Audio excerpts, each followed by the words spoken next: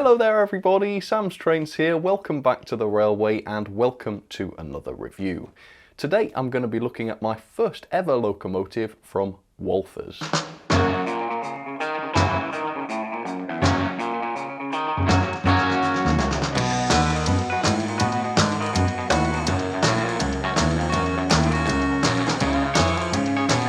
Walthers have been around since 1932 and they're based in Milwaukee in the United States. And they're a very large retailer of all things model railroad, and they also have their own range of products as well.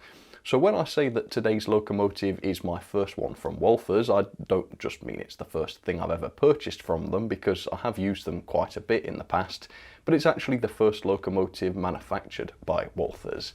And it is this. It is the Walthers mainline GP9. And that's very exciting because at the moment I know nothing about this brand, having never tried anything from them before.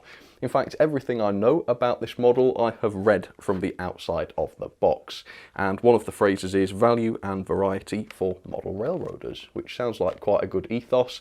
And in fact, value certainly seems to be correct, because this one from Train World cost me just $99.99, which is about £86. And the Walthers price for this, I guess that's the RRP, is $139.98, which is only about £120. So by modern standards, that's not a lot of money. I guess that tells us that these are not going to be super detailed, but hopefully they've gotten the right balance between detail and obviously low cost. And even more hopefully, they've got good performance and good quality, because you don't ever want to compromise on those two, I don't think. But anyway, this should be really interesting. Let's take a look at this GP9 from Walthers mainline and let's see what it's like. Here we go. Alright, so honestly, the box doesn't feel particularly heavy. Now that might just be a deception, because obviously this is quite a large box and quite a small loco. Maybe the loco will feel much heavier when I've got it out on its own. But at the moment, yeah, doesn't seem to be particularly heavy. Let me show you the end of the box then, so you can see exactly what I've got. So this is an EMD GP9 HHPH2 locomotive. It is in the BNSF livery and it's number 1633. And I guess, is that the product code? 910-10464. Apparently it's got helical gears, a powerful motor, we'll be the judge of that, and it's DCC ready.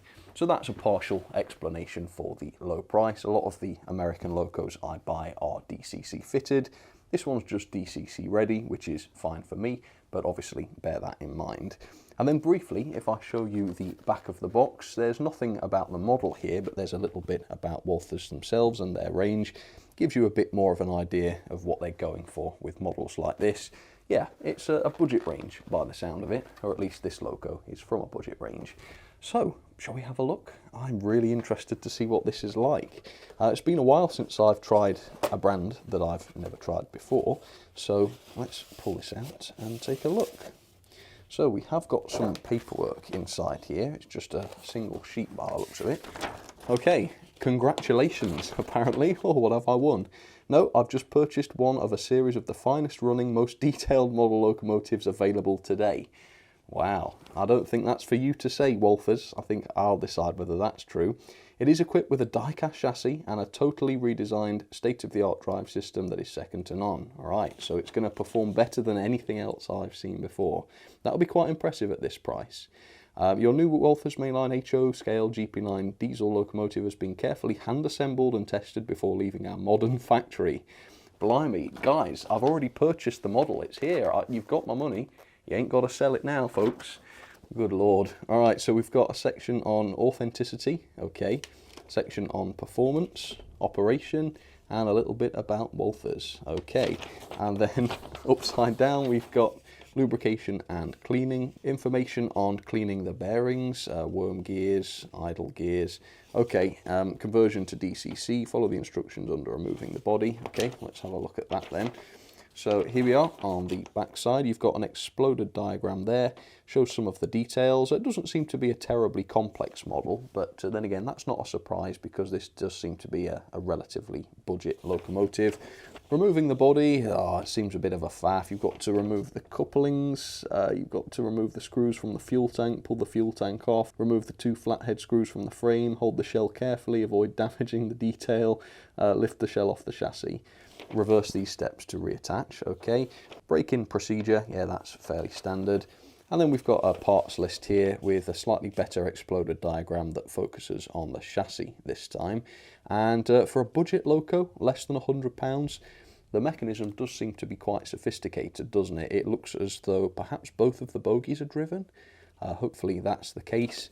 And already that puts it above the likes of the Hornby Railroad range, which is the British budget range, isn't it?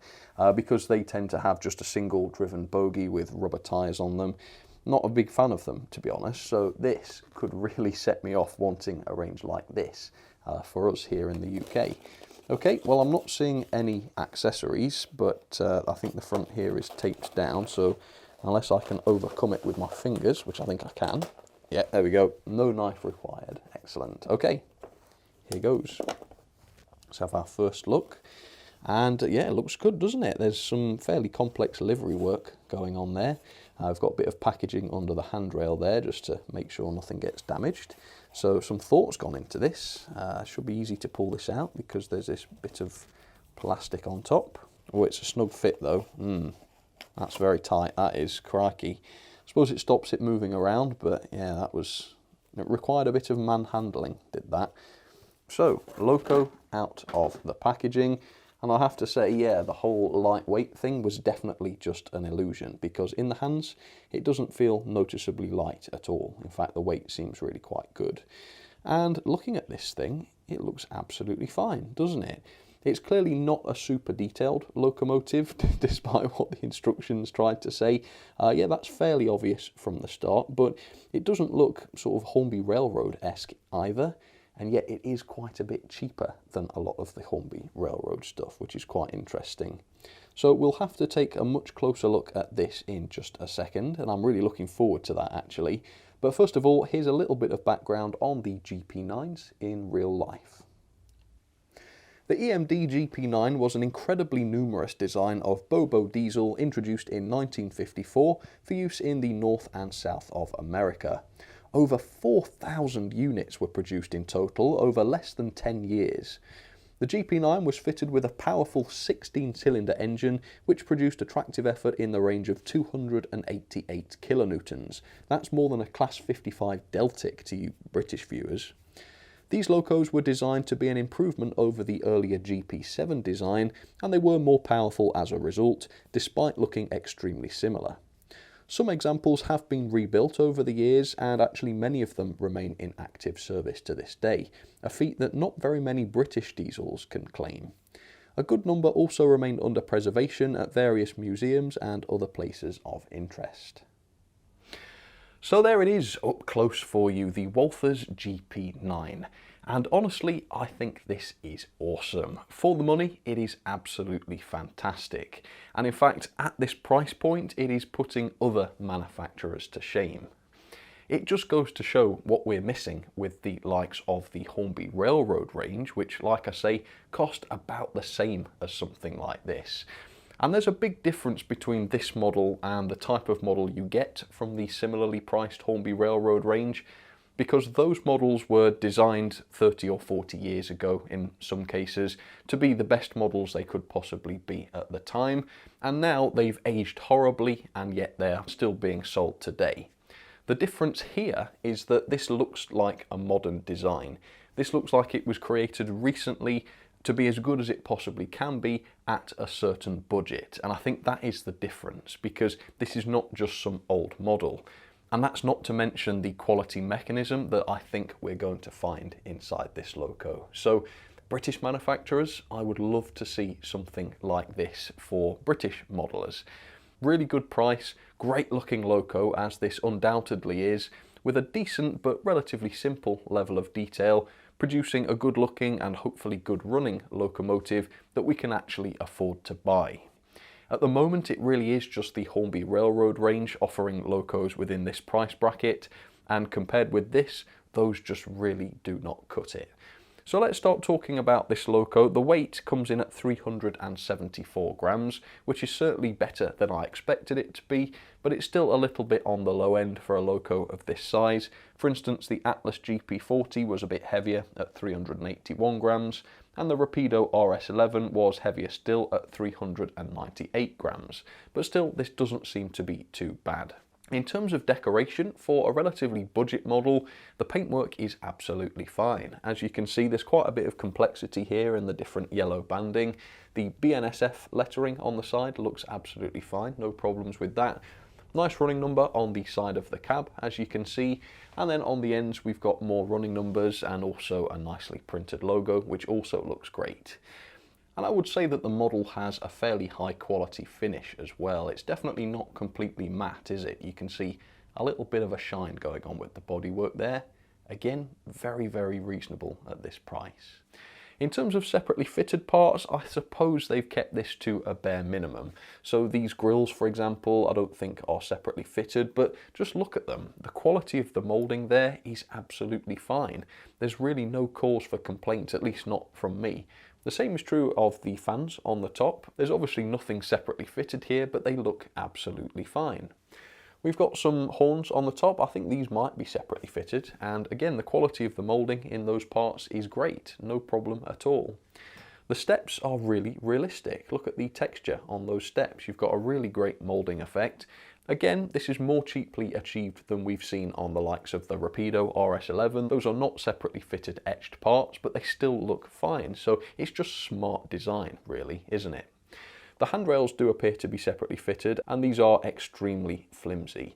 However, the packaging was smart so as to protect them, and they are all still intact. Although, even though this is a budget model, don't make the mistake of thinking this is a kid's model that you can give to a 10-year-old and they won't damage it immediately, because it is still quite fragile because of those handrails. I'm not 100% sure whether this loco has lights or not. It looks as though it could be, doesn't it? But the full extent of the lighting package, if indeed there is one, is yet to be seen. The cab has glazing on its windows, and the front or back facing ones have the windscreen wipers, so I think they're just painted on, possibly not separately fitted. And it doesn't look as though there is any interior cab detail, but look at this, we've got crew fitted. Some manufacturers can charge, what, a tenner for a set of painted crew, and here on this £86 model we have them pre-fitted. It's a great little detail. They've focused on the details that count, I think. The underframe is relatively well detailed as well. You can see we've got the fuel tanks and also what look like some pressure tanks on the right hand side there. The bogie detail is quite simple in that there's a minimum of separately fitted parts, but again the quality of the moulding is excellent, so that the axle boxes, the steps, the brakes, they all look absolutely fine, so there's no way to complain. Another feature I really like is the quality of the couplings. These are not just plastic couplings as we tend to see on Bachmann locos, which by the way tend to be more expensive than this too, but they are metal, which demonstrates the intent to create a quality model. The quality also seems fine as well. There's no visible glue, there's nothing wonky, there's nothing dropping off, and all of this is another inherent benefit from having a slightly simpler model.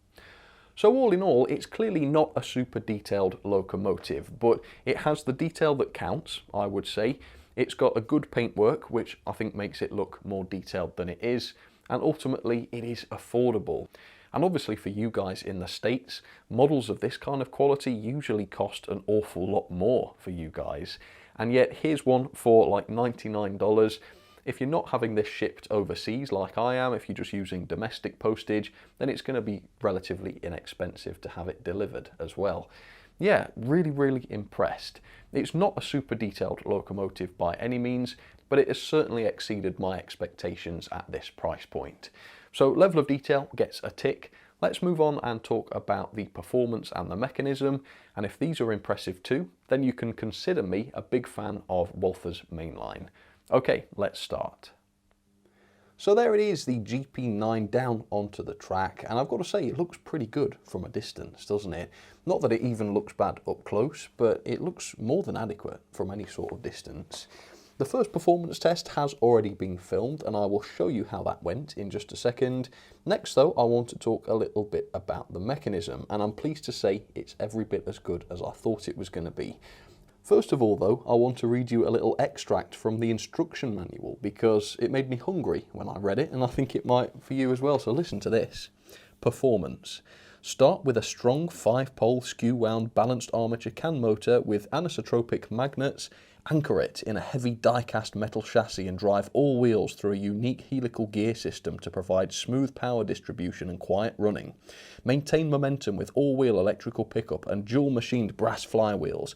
Harness the resulting pulling power with chassis-insulated die-cast metal Proto Max TM magnetic knuckle couplers with metal springs. Oh, sounds like the menu in a 5-star restaurant or something, doesn't it? Crikey. Right, so that's their little marketing bit. Let's actually show the mechanism. So if we look underneath, you can see the actual chassis that drives the wheels is quite wide. Hard to tell what's going on here in terms of pickups and bearings.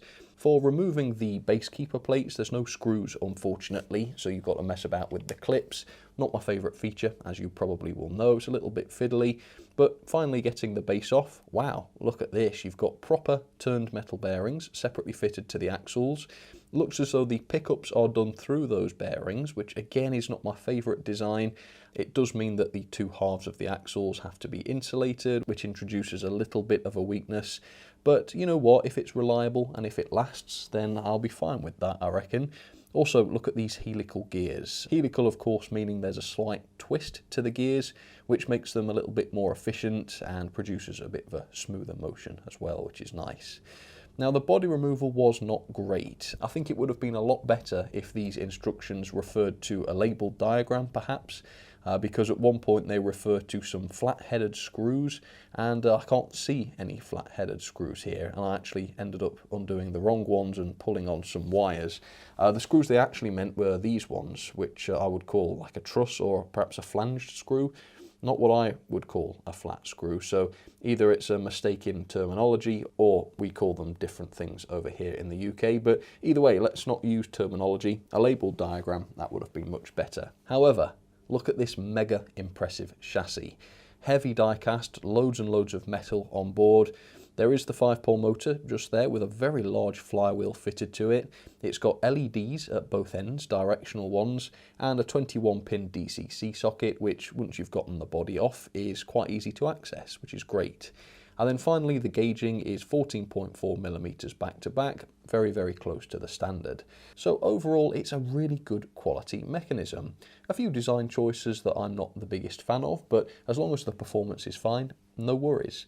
So speaking of performance, let me show you how that went.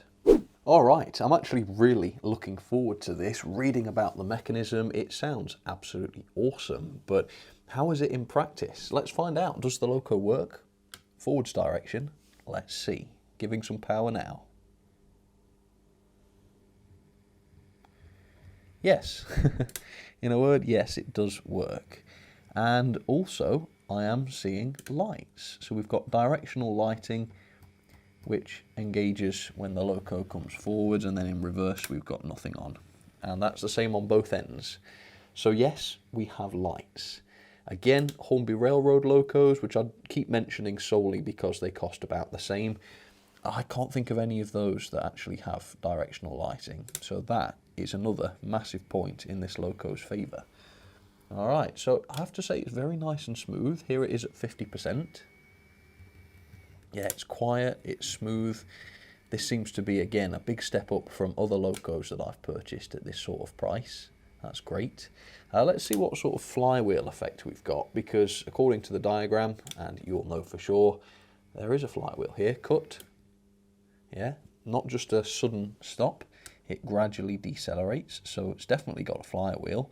And finally, straight out of the box, let's see what the crawl is like. Now, as always, this has not yet been running, and it will have 30 minutes in each direction before I draw a final conclusion. But how is it right out of the box? Let's have a look. I think we're in reverse direction to start with, but it doesn't matter really. Easing it up. Okay, so it is going. At the moment, it's not very smooth. Maybe that will improve as running in continues, but yeah, it is cogging quite noticeably. So not sure what sort of torque we're dealing with here. Let's see if it's any better forwards. No, I would say it's about consistent forwards and backwards, isn't it? So that's fair enough. What sort of torque are we dealing with? It's got me wondering now. Let me just hold the loco back. Oh yeah, there's power there, folks. Yeah, it's going to wear into the rails if I do too much of that. Yeah, wheels spinning nice and fast there. So all of that looks fantastic. Let's set this off around the track and let's get this lovely loco running. Okay, here we go. So the speed seems sensible. Obviously it's not too fast, I don't think. Yeah, no slowing down around the curves. And as we're going out further from the controller, I'm not noticing any slowing down up Gordon's Hill either. So to start with, the performance seems quite impressive. Don't forget, this is a loco that costs less than £90. If you think about the sort of performance we usually see in that price range, this loco becomes all the more impressive. So at the moment we've seen locos that run better, that's for sure, but I can't think of too many that ran this well at that sort of price. So it's looking pretty good. Hopefully the run-in period will improve the performance even more, and with a bit of luck we'll see a better crawl when I come back. But for now I'll leave this loco to it. So far it's checking basically every box for me and I'm really enjoying this one. Hopefully that continues. I'll see you in just a second. Alright, well that was just absolutely awesome. So easy to forget that this is such an inexpensive locomotive. It performs as models twice as expensive should, in my opinion. Absolutely great. So no cutting out, no derailments, those are the obvious ones. No fluctuation in speed, it seems absolutely consistent. Really nice and quiet. The pulling power is excellent, 0.62 newtons, which should allow this to haul around 36 coaches on straight and level track. This is not a big engine, folks, so that is really quite something. But initially the crawl wasn't fantastic. Now that it's had a good run in, is it any better? Let's have a look. Backwards to start with, let's see. So again, it is very slow, that's for sure, but it's not that controlled. You can see it sort of cogging a little bit, which is surprising given the helical gears, but I'm not a big believer in helical gears being the be-all and end-all solution to eradicate cogging. Because we've seen plenty of locos with helical gears that cog. It's all got to be the motor, hasn't it? If you've got a smooth motor, the loco won't cog. And this is a smooth motor, but not right down at the low speeds. At this speed though, which is still pretty darn slow, you can see how smooth it is. So again, taking the price into consideration, the performance is exceptional, I think. Really, really good. So with that, let's test what the pulling power is actually like. I've set up my hoppers, which are fast becoming some of my favourite items of rolling stock. Only 9 of those, not a massive challenge, but it'll certainly test the couplings and help to demonstrate the torque, which does seem to be great in this model. So here we go. So a good test of a loco's performance is how easy it is to do a very controlled coupling. So let's find out. There we go, I think we got it. Pretty easy, I have to say. Yeah, it did start to cog when I slowed right down, but it's not that bad. And perhaps it would be even better on digital, I'm not sure. But look at this, look how smooth it is. Off we go. All right, let's go for about 40 speed, I think. So elsewhere on the layout, I've got some other locos. There is a common theme among them, so if you can figure out what it is, comment down below and I will pin the first correct answer. The middle line loco is a bit slow, which is why it's taking so long to get to you, but this is the Atlas GP40, which was a similarly budget model, but it didn't quite impress me as much as this Walthers one did, but that was still a great value loco, I think. And then on the inside line, it's coming right now, it's the Rapido RS11, which is obviously a much more detailed locomotive, but not that far ahead in terms of mechanism and performance, and certainly a lot more expensive. But now let's check in with the Walthers. So my layout is obviously not excellent, but when a loco like this one can traverse it so perfectly with no slowdowns or derailments, just goes to show that a good loco has no problem on it whatsoever. And this is definitely one of those, isn't it? I did not see any loss of momentum or torque as it went up that incline. It really is just a superb performer. And how ironic is it that such a budget loco should be such a great running loco? It really is a surprise, isn't it? But a pleasant surprise. And so you can colour me very, very impressed by the Walthers brand. In fact, they seem to produce locos that the industry really, really needs. Not everybody can afford $200 or more on a locomotive, and to have such a high quality one at such a good price really is just a breath of fresh air. And like I said earlier on, I just wish we could see a bit more of that over here in the UK. That sort of price, that sort of quality, it would go down a treat, wouldn't it? I think a lot of manufacturers are missing a trick by not producing this sort of model. So pull your finger out, British manufacturers. Let's see something like this, please. There will always be a room for the super expensive, high detailed locos, but there's also a lot to be said for models like this. So please do bring more of these to the table. Ultimately though, it's just a great looking loco, isn't it? I love the way it looks, I love the way it runs. It's one that I'm really going to enjoy having and running. Here are my ratings then for the much better than expected Walthers GP9. The level of detail is admittedly quite simple. Yeah, there's a lot of moulded detail, not a huge number of separately fitted parts, not the most complex model in the world, but the decoration is good and the detail that is there looks relatively realistic. For the money, I don't think there's much to complain about here. The performance, generally speaking, is really quite strong. There's plenty of torque in the mechanism, quite a powerful loco really for its size. Really quiet, really smooth. I don't think the slow speed is quite as good as some others, but it's certainly not terrible, so I've only knocked off 1 star for that. The pulling power for the weight of the model, which isn't exceptional, is really quite something. 36 coaches or 0.62 newtons. That's the same as a Bachmann Class 20, which I'm pretty sure is much heavier, and it's even more than the GP40 from Atlas, which again was heavier than this. So it just goes to show what sort of torque we're dealing with in this mechanism. Speaking of the mechanism, I've given it 4.5 star here.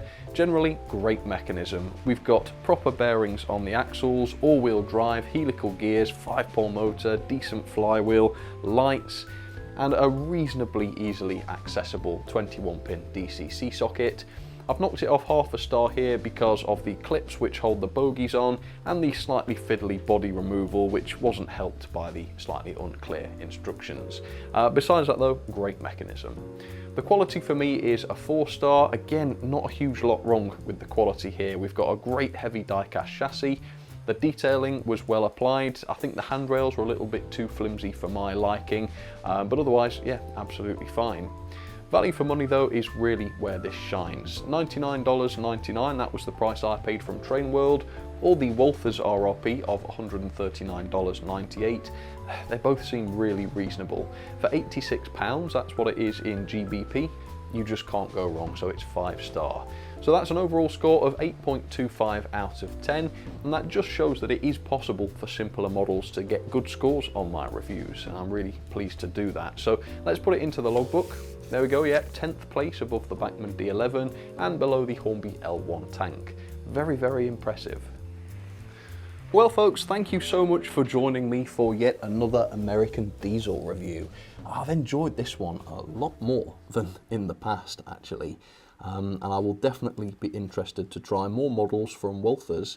I know they do other locos, presumably they do rolling stock and other items like that, so if you've got any suggestions at all, please do pop them down in the comments, and in all seriousness, I do want to try more Walthers products, so please do that. For now though, I think that will just about do it for this review. Thank you so much for watching, I hope you enjoyed it. If you've got any thoughts on this loco at all, please do pop them down in the comments as well. I'd love to hear what your thoughts are. For now though, I'll say once again thank you for watching, and I will catch you very soon for another review. Alright, cheers folks, you take care.